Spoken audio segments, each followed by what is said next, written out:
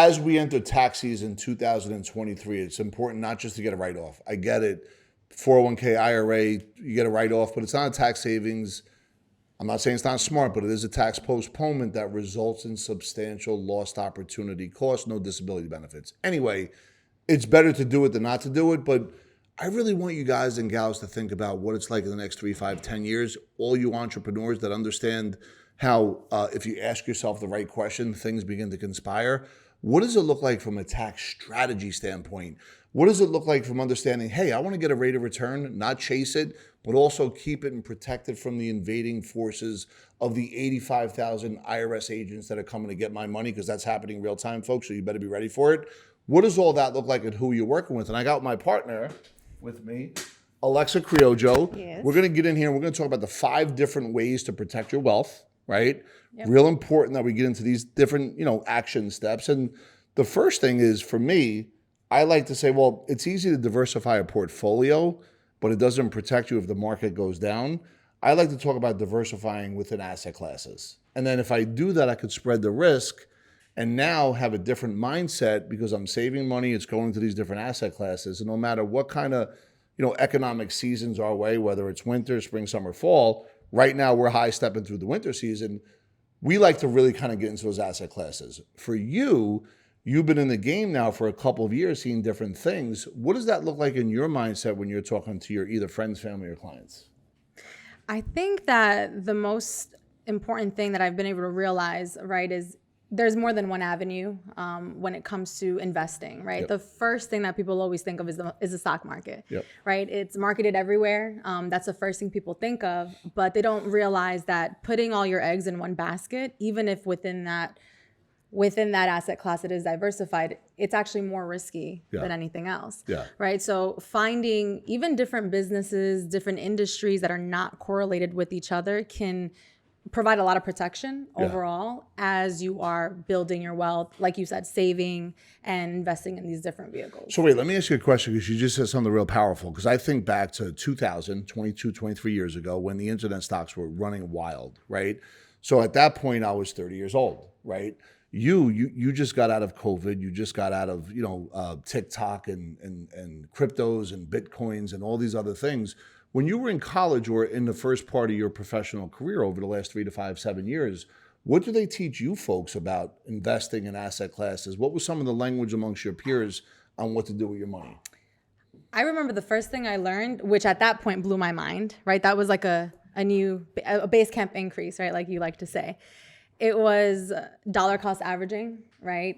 Making sure you're putting money aside and investing in the stock market, right? Making sure that you're putting it somewhere where it's going to be working for you on some level. Yep. And not just putting it in a bank account. But these were the teachers or your friends? Like, was this the professors or was this like your peer groups? Oh, peer groups. And when I first stepped into the financial industry, that's the first thing that I learned, right? Okay. I mean, all I knew was buy term, invest the difference. Yeah. Right? And then put the difference in the stock market. In the stock market, yeah. Yeah. So, and by the way, I'm not saying, and we're not saying there's anything wrong with that. I think what we're saying is, as we've come across some of these high-level entrepreneurs, some of these mega business owners, and by the way, they didn't show up as a mega business owner.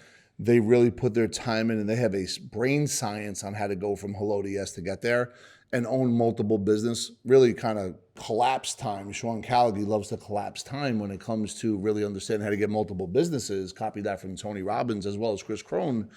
But what's really interesting to me is as we come across these folks, the entrepreneur has a different mindset. Were you always an entrepreneur, and do you resonate with entrepreneurs versus business owners that may not be entrepreneurs?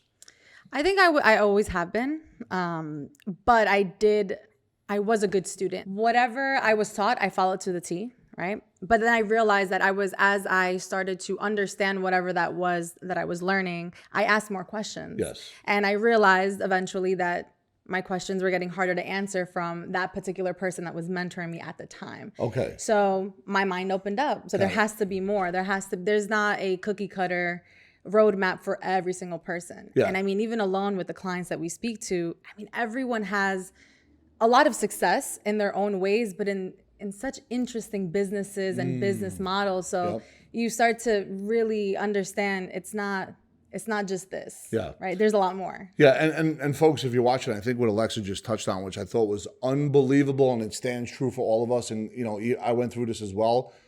Your mentor is a good person, presumably, but that doesn't mean they're always going to be your mentor. And I want to be real clear. You want to make sure that whoever you're investing your time, energy, and even money into, that they are proven winners in their space, not on the decline either. They want to be on the come up. You want to make sure that your match plus, meaning whatever they're doing, just add a little 5 or 10% to it and really be able to follow what they're doing so you can stand on their shoulders. And this is what we talk about, why it's important to do that, because if you are shrinking time or collapsing time, what's happening is you're turning decades into days, and you don't have to make the mistakes that they made. And it really comes down to being a student that is really I dot and T cross. And Alexa just said it best when she talked about she was a good student. She followed the path. She, and her and I speak privately from time to time, and she goes, one of the things that you do, you don't follow the path, but once you know what an outcome is, and there's a deadline on time, that's when you speed up, right? So that's really genius. true. Yeah, because thank you, and I appreciate that, because what's true about that is if you have a goal with a deadline versus a goal with a deadline forces action. A goal with no deadline puts you in a position where it just kind of, it's better than not having a goal, right? Goal with a deadline forces action. So, the next thing I want to get into, and I know you're really good at this, you're a phenomenal saver. Talk a little bit about the importance of an emergency fund. Well, I think when you are finally in a position where you're making money, right? Income is coming in, it's steady, or you have a system down, because not everyone gets paid on a schedule. It's so important to pay yourself first, even if you don't know what you're going to put your money towards and invest in, but you need to make sure you're not outliving your lifestyle. Yeah. Right? Lifestyle inflation is a real thing. Yes, it is. Right? You start making more money than you used to, and you may feel like you need certain things that you didn't need before. And it puts you in a position where you could be putting yourself in a better position. So I think and let me just repeat this, clarify and verify. I think what you said is psychologically, if all of a sudden inflation invaded your money, because it could be potentially shrinking, you may buy things that you don't have to buy just because you think you're coming from a fear of pain or fear of loss. Is that what you just shared? I just think, or did I miss? Lifestyle inflation means that all of a sudden you're living a higher, you're increasing your lifestyle just because more money is coming in. Got it. Right? So you are not properly managing your money, because as you know, there's people who make a lot of income. But if you are spending 99% of it, you're still left with the 1%. So let me ask you this, because I think you're a phenomenal saver based on some of the conversations that we had. If you made 50 grand, let's say in 2019, and then you made, I'm making up numbers, folks, this isn't real, made 100 grand in 2020, 150, 2021, 200,000 in 2022.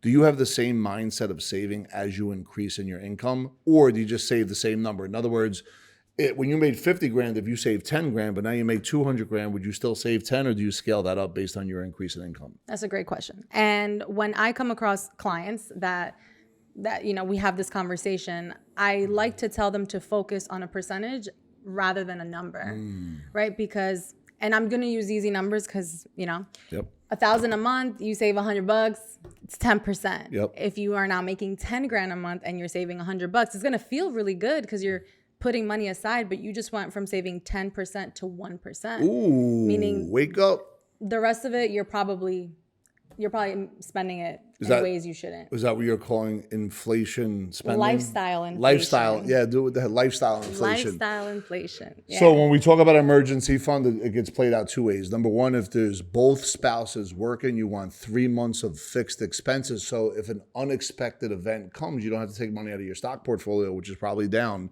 But if there's a single earner, you want to have 6 months, right? So what you basically shared is to make sure that, get your 6 months in order, get your 3 months in order. If your income is increased, then keep the percentage going with your income. And oh, by the way, make sure you I dot and T cross along the way. You've been in two places. Yep. The first place you learned where to really, a lot of things not to do. And now you're here. But you learned what hard work is. I don't think you were foreign to that. But now you're here at Epic. It's a different game for you. It's a different acceleration. Oh, yeah. What do you tell these folks right now that as they have years where there's no money and that money does come in to avoid those kind of spending habits? Because I think you did a successful job at that, where you were struggling, right? And then all of a sudden you had some good opportunities, but you didn't step in and spend it in a bad way. And I think that's a psychological thing. But there's a lot of people that are like you, that are coming up the way you did, that may need to hear that. And not just go buy an expensive car because someone told them to do it because it's going to make it work harder. Silliest thing I've ever heard in my life, by the way. If you buy a expensive car, beep that out. If you buy a expensive car because it's going to make you work harder, you've already lost. Go ahead. Yeah, I think it comes down to getting down to your habits, your core habits. It's so important because those go with you no matter what kind of success you have, right? So for me, not that I didn't make those mistakes, because I did. We all you know, did. I mean, I've been in debt. Yeah. And we all fall short of glory. Right. Yeah. And for those folks that are in debt at this moment, I would say, don't be so hard on yourself, because debt is just a result of past actions, right? So that is an old you. And to move forward, it's about, like I said, pay yourself first. You need to make sure even psychologically, you're the most important person in your financial world. Love it. And after, like you said, that 3 months, 6 months, whatever that is, anything above that, you can say is play money. Yeah. You were gonna find an opportunity to make that work for you while. Can I ask you a question for you, Alexa? Do you have outcomes that you want to achieve over the next year or two that keeps leverage on yourself to make sure that you're staying on that path, even as financial success comes your way? Outcomes that I want financially? Yep. I want to retire my mom. Talk about it. Yeah, that's my number one outcome. She has given me the, like you say, stand on people's shoulders. Yep. She gave me that opportunity, to work, to not be so successful financially, but still keep the dream alive. Because as an entrepreneur, and I'm sure a lot of entrepreneurs here can relate, it's not glorious all the time. Sometimes it sucks. And so when you have that support system, which I know not a lot of people do, I was lucky enough to have that. So it is up to me to have to give back. How was that? Can you talk about how that support system served you in some of the most challenging moments that kept you going? I would say that... Because you were selling life insurance out of a Subway at one point. Not that that's bad. Yeah. Not that that's bad. That's an honorable work ethic that I've never seen. Personally, I've never seen that before in my experience, which I think is incredible. And it worked to some degree. I'm sure it did. I'm sure it was outstanding. I'm sure there's people that are really good. I just never knew about that until you shared that with me. But talk about that. Your why is to retire. One of your whys is to retire your mom, right? So if you retire your mom, that gives you juice and leverage every day to show up. Yep. Show up in a not just show up, but in a meaningful, congruent way. Can you talk about some specific times or specific pivot points that whatever her message was kept you on point, even in your darkest moments? I think a very distinct moment in memory I have is I was negative in my bank account. And I always found a way to figure it out, though. I never, ever asked for money. And she asked me, she's like, do you need... I was like, no. She's like, okay, because she could see Mom still my sees her account. bank account. Yeah. She could see, and she's like, are you sure? I'm like, I'm fine. Don't worry, you know? And I think she just let me be. She didn't judge. I felt no judgment. Even when I made bad decisions and I got myself into debt. Really, I think that was an emotional thing. Yep. And she didn't judge me. Yeah. She's like, it's okay, it happens. And that, it really changed everything for me, because I was nervous to admit that even being in the financial industry, that I still made a mistake, and having the education I had versus what she's, had in her life. Yep. So she didn't make me feel guilty. She didn't make me feel judged. And that just gave me kind of the boost I needed to keep going, because I knew I was onto something. Like, I knew I could succeed in this business.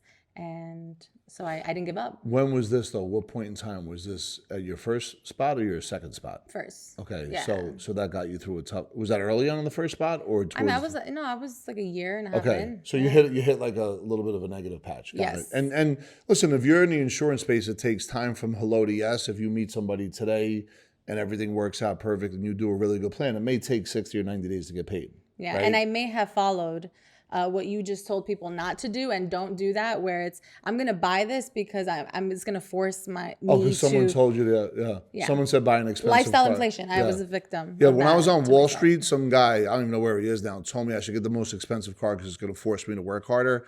I mean, listen, I'm going to say that again. That's terrible advice. That is the worst. And anyone that preaches about it, call me privately. I'll help you out. So the next thing that we could kind of get into is the power of life insurance. You and I both come from the same school of overfunding policies because there's guarantees, very small guarantees, but it's really about leveraging those policies for other asset classes. So money moves in and out of assets or asset classes, and we stay ahead of inflation, taxes, lost opportunity cost, and fees. Yep. You coming from a different space and time than me, right? You're under 30. You have a lot of people that are in your world that think the way you think. Do they get turned off when you mention the word life insurance as one of these tools? And how do you have that conversation? Oh, yeah.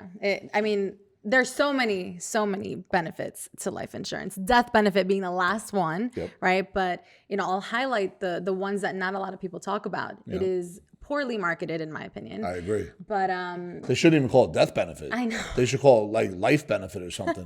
Life accelerant. Yes, because there's a lot of living benefits to it. Economic accelerating model or something. But God, I'm sorry. No, it is poorly marketed. I agree. Yeah, the worst marketed product in the financial industry, if you ask me. And it's a scary topic because no one wants to contemplate their own death. Yes, but I agree. There's a lot of living benefits to it. Putting your money into a vehicle like this allows you to have leverage and still a lot of control and liquidity when you're looking to deploy those into other assets that will, strategically help you get another rate of return on those same dollars. Yeah. So you deal with a lot of clients right now. So clients will start a policy with you. Let's say they do $1,000 a month. I'm just making up a number. But what does the overfunding look like? They just come in and dump in $100,000 knowing they could take it out and buy real estate? Is that one of the plays? Pretty much. How excited are they when they realize they could do that and no one ever told them that before? Well, the number one question I get is this real? Yeah. And I said, yeah, it is. So you're welcome for teaching you about this. And one of the things that you do for your clients is you're instrumental, not only in coordinating a lot of different things, but you create the personal financial website, right? Which is the link for the Epic Wealth Builder. Oh, yeah. How excited do clients get? Because this is important if you understand the difference between emotional timidity, gut level hunch, which is just buying something to buy something, versus organization in anything in your life. But let's talk about money and all your different financial institutions. Imagine if they're organized and systematized every day and you don't really have to do anything. How excited do people get when they see that model? Oh, so excited. Speaking on the Epic Wealth Builder, I want to give a major shout out to Nick Cavuto. Yes, Nick. Right? Because with the Epic Wealth Builder, we don't guess, we test. Tying into the fact that, hey, we're not going to just buy something. We're going to stress test what we buy. We got organization. We got structure. For all the guys out there, just think of it this way.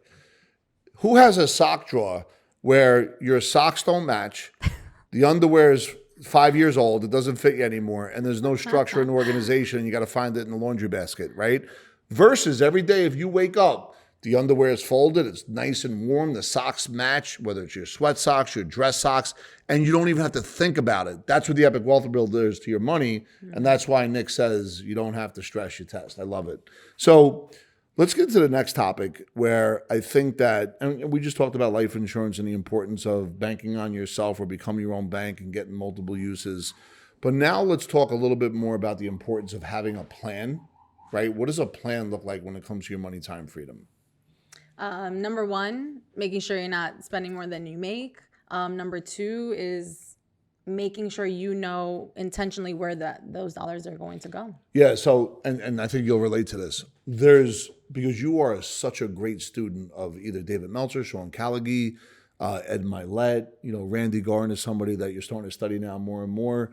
I know Dr. Joe Dispenza is one of your favorites. Yeah. So you research all this stuff in a way that's got me wildly impressed, more than I actually do, truth be told. Great student that knows how to follow the path. Here it is, though. There's something that is so simple. It's called the pain-pleasure principle, and this is where people's wires get mixed up.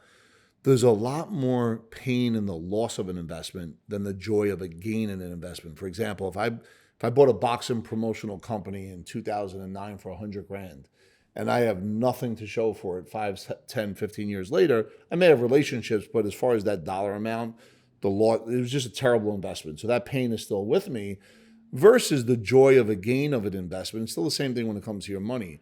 The goal is never to lose money, right? The goal is to diversify, once again, within and amongst asset classes.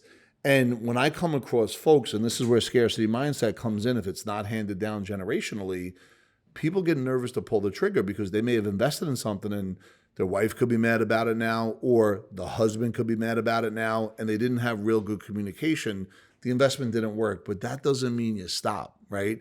It means that you really have to understand what your relationship with money is. And if you understand that, and you could get tied into really your core values when it comes to money, then I believe Epic Wealth Builder, strategic planning, structuring of all your dollars like Stealth Ninja, it becomes a different play. Can you talk a little bit about any kind of experiences either personally or with a client about that pain, pleasure, loss, the loss being more powerful than the actual gain? I have a personal story.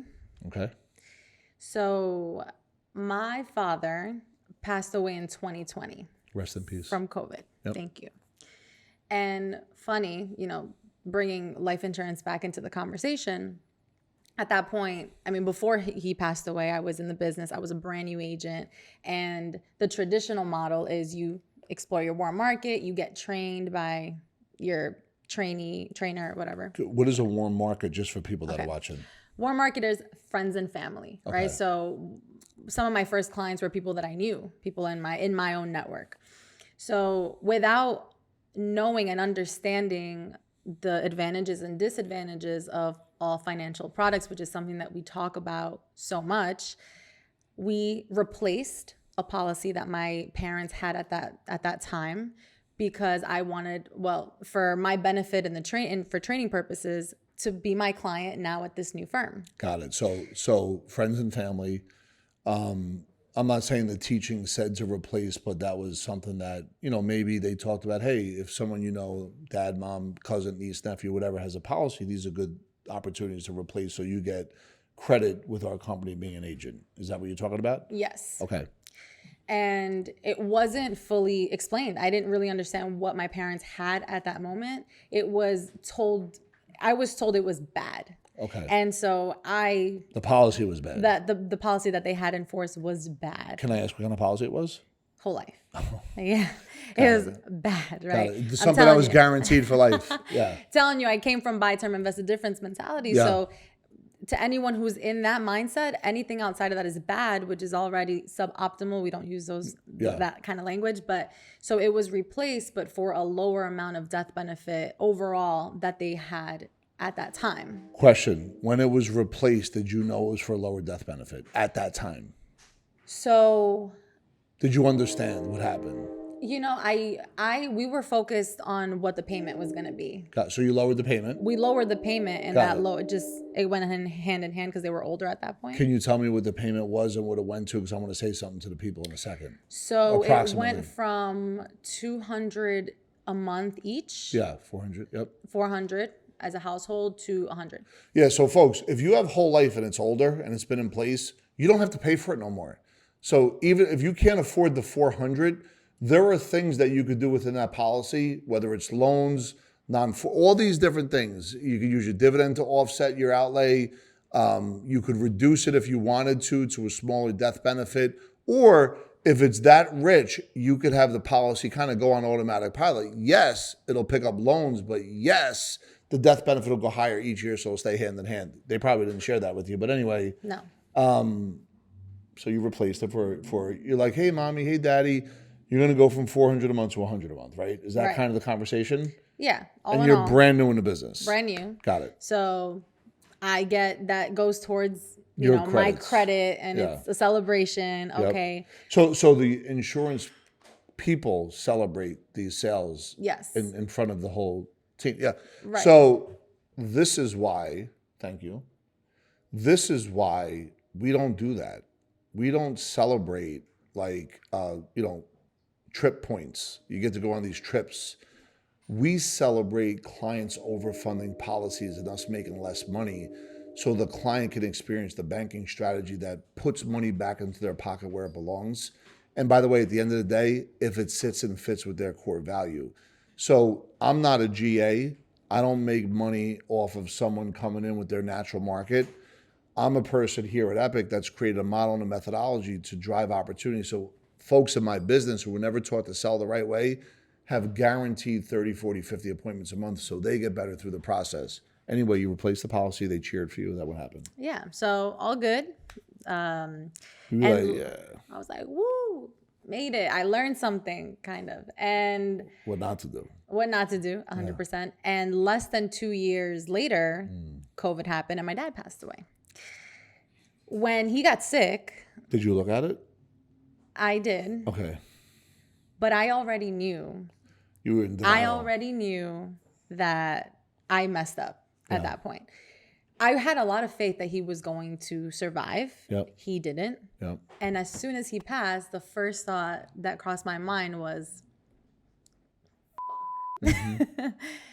because we would have had, we lost over $200,000 that would have come into the household to help with everything, right? And this just goes to show your life can change like that in a second. And it's unexpected. And if you are not prepared, those external, unexpected life things that happen can put you in a really bad place financially. So you can do all the right things, but there's things you can't control. So when it happened, what was your conversation with at home? So again, thank you, Mom, because she didn't make me feel guilty. Wow. At all. That's great. I think at that moment they may not have really understood. I wasn't shouting from the rooftops of like what it actually was. But we maybe got $30,000 after he passed. And it was not a good feeling. Yeah. And were you able to forgive yourself? I think I'm still in that process. Because you always tell people to forgive themselves. I see your videos if you're having a bad day. So have you forgiven yourself? I do over and over again because it is a process of. So when the feeling creeps up, what's usually happening when that feeling creeps up? Is it something that Mom may not be able to get something that she wants, and then you think of like what creeps up in your system that you have to forgive yourself again? My mom works a lot. Yeah. So when she's coming home late and I can't do anything about that. Got it. I'm like, damn. Like the thought crosses my mind, but I can't stay in that space. Yeah. So do you ask yourself a different question? How do you snap out of it? This is for folks that if they need to learn how to snap out of something. Like what is something that works really? Because your scale and your growth in this company has been tremendous, especially the last 5 months. Just look at what's happening. What are the things that you do? I know you show up. I know you're there to help and serve other people at all times. I see it every single day. But what are some of the questions that you ask, or what are some of the things you do, or your rituals to help you get through that? If I'm thinking of questions I ask myself, it's more how can I use this to push me forward in a positive way? I always knew that my dad's passing was going to result in something positive. Okay. I had already made that decision that something good was going to happen. So, I may tell the story to myself that this happened for a reason, that it was to push me forward and to stay motivated. Awesome. So. Well, thank you for sharing that. I appreciate it. And I hope you folks got something good out of that because at the end of the day, it does come down. If you're not careful, you'll be more connected to the pain of a loss than the joy of a gain. And that also goes into your thinking and the wiring of your thinking. In other words, if you're an athlete or a struggling athlete that had some painful experiences, you'll avoid working real hard and having belief that you could break through, because if you work real hard and get to that next big game and it doesn't happen, it may reinforce into your thinking that this pain's too much. All right, let me move on to the last piece. This is number 5. Maintaining a budget. We talked a little bit about it at the top, but let's get big into it right now, because as economic freedom, financial freedom, and money flow comes our way, and we're used to saving 5, 10, 15, 20% or percentage points, how do you tell people not to keep up with the Joneses and continue to save when their girlfriends, boyfriends are trying to spend their money? I think the biggest thing that I tell people is conscious spending. I don't like the word budget. Yes, budget has bad energy. Yeah. I like that. It feels like, it feels like you're restricting. I got a budget. Yeah. Like, why are you holding me back, Mr. Moneyman? Stop holding me back. I don't want a budget. Kevin wants that. He just wants the money bags. That's it. Why you got to hold me back like that? Budget. Budget is a financial planning term. It's in the College of Financial Planning. So what's the word you use? Conscious spending. Conscious spending sounds, yeah. There's things financially fruitful. There's things you will always find money for. Tell me. Because every single person's happiness and lifestyle and they have different needs and wants, right? So when you say don't keep up with the Joneses, it's They're going to go keep up with the Joneses. You right? shouldn't, right? Because especially if you say don't do it, they're going to do it. What you resist persists, right? If I'm going to resist the Joneses, I'm going to persist it privately when no one's looking. True. So I tell you, consciously spend your money. What means something to you? What Tell me more about that. That sounded really good. Yeah. What is important to you in your world that you will always find money for, right? So it's those things. It's evaluating, right? Cutting out things that is a waste. I think I like when you've said in the past you respect money. Yeah. Right. So I think that's really important. So it's not about holding it. It's about when you're spending it intentionally. Deploying it like stealth ninjas. Yep. Right. Exactly. And you just said something really good that made me think about something else, because if we're talking about say it again, conscious what? Conscious spending. Conscious spending. It also brings me to the place, and I went through this myself, where there was a time that my disrespect towards money was the second it was in my pocket, I couldn't wait to get it out of my pocket for all suboptimal things, right? Yep. Because money has a charge. It does. And money makes a version of you either the greater version or the worse version, and it's always proper. And this is where all your studying is coming into play. It's always proper to get right within first. So we know that the Epic Wealth Builder is a measurement tool, right? So, it's going to show what you're saving. That keeps you on track. And we talked about conscious spending, which is a replacement for the word budget, which has negative energy, at least for the way we're talking right now. But you're a student of, once again, these 5 folks that I just mentioned earlier.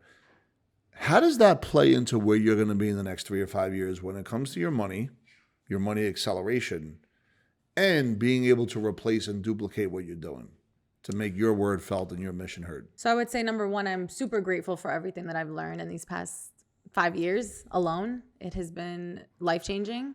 And the right thing to do and what drives me every day is to be able to share this information with other people that were me 5 years ago. Yes. Right? Because totally get that. I believe deeply that money makes you more of who you are. Yep. And the more I have, the more I have to give. Yep. Right? So I'm always focused on getting the message out, helping other people have that aha moment. It's the best when they start to see things in a different way and start attracting what it is that they want financially. At the end of the day, it really does impact us in everything that we do. Yes. Right? And for me, like I mentioned, one of my biggest whys is being able to retire my mom. I'm gonna fire her. Yep. Fire mom. Fire her. Mom, you're fired. And being able to continue to create experiences for my family that they've never had or could even imagine. I have them up here. Yeah. So it's about making them real. Yeah. So that's that. In the next 3 or 5 years, can you actually see that not only you're going to fire your mom, retire her, but you're going to have, this family dream thing that you want to have? Is it becoming something you could see in your mind's eye? Yes. Awesome. So first of all, Alexa, thank you for digging deep. I mean, we really knocked into a lot of different things. We talked about the 5 best ways or the best 5 ways to preserve your wealth. And this still comes back. Let me go to the top. It is tax season, right? You want to plan accordingly, knowing where you want to be in the next 1 or 3, 5, 10 years. If Alexa's going to plan on doing things in the next 3 to 5 years, she has to plan this tax season, what that looks like then or in the future. But always stay present. That's the key. If you have any questions, go ahead, click the link below. If you want to meet one of the folks here at Epic to have a sit down, no obligation, to take you through our success process, we'd love to do that. If you want us to do any kind of videos, put it in the comments below. Tell us what kind of videos you're looking for. Either way, continue to like and subscribe. And thank you so much for checking us out. Alexa, thank you so much for coming in today. Thank you for having me. Awesome job. Super excited. Can't wait to watch and see what happens over the next 3 or 5 years.